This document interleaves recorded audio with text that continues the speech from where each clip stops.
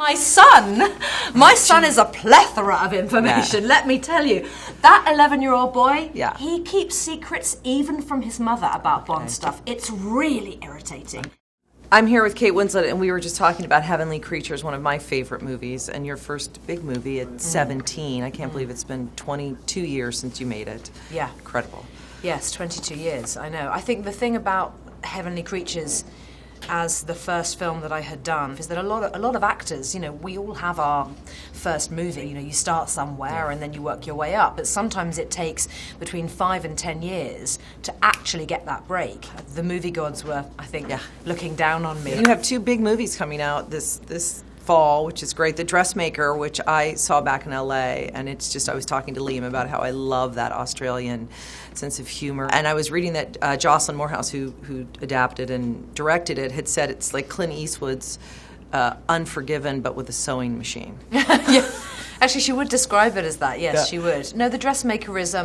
It is quite a unique film in many ways. It has a different sort of feel and tone to it, I think, than a lot of kind of festival-worthy films. And it just took me back a little bit to those times in my early 20s playing those types of roles, like in Hideous, Kinky, even Heavenly Creatures, and a film that I did with Jane Campion called Holy Smoke. And it just felt like that. It was sort of a risky, juicy, interesting role set in the 50s, very beautiful costumes, which always adds an element of thrill for me. Yeah. And it's a story of revenge. It's a story of regret, actually, as well, and it's also a story about a mother and a daughter coming together again after years and years of separation and finding their way, and it's also a love story too. It's sort of got a bit of everything. Yeah. Well, the wardrobe is amazing, and that great scene when you actually get Liam to take when you're dressing him and he's got his shirt off, and that whole thing was incredible, and he was great. The hardest time that Judy and I had, honestly, in that scene was keeping a straight face between ourselves, because the dialogue between the 2 characters that we play is really very funny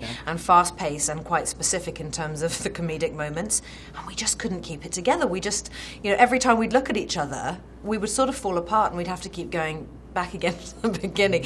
So we were very unprofessional, actually. Liam was the one who was very pro and really held it together, and Judy and I were just useless.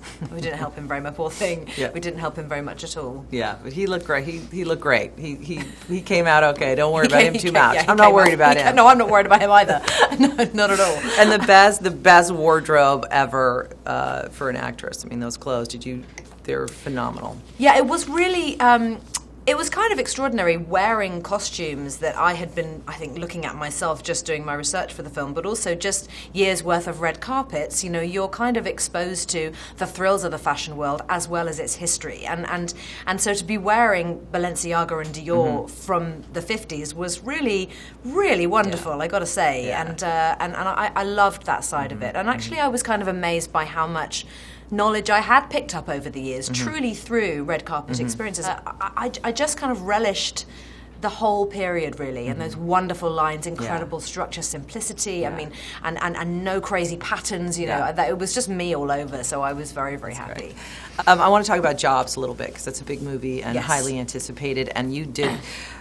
took on Fassbender and Sorkin dialogue and fought for the part, obviously. Can you just tell me a little bit about what that was like? It was very, very special. And Michael Fassbender, I tell you something, if I had 1,000 hats, I would take them off to him for the rest of my life. I've really never seen such professional behaviour by an actor in my whole career. I just felt so fortunate in the capacity that I had this role. You know, I play a woman who is...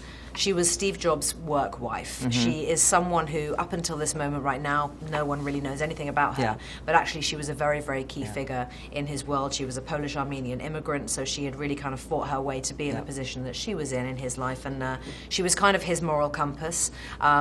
And she was the only woman who could truly stand up to him, and she really does. She does. It's great.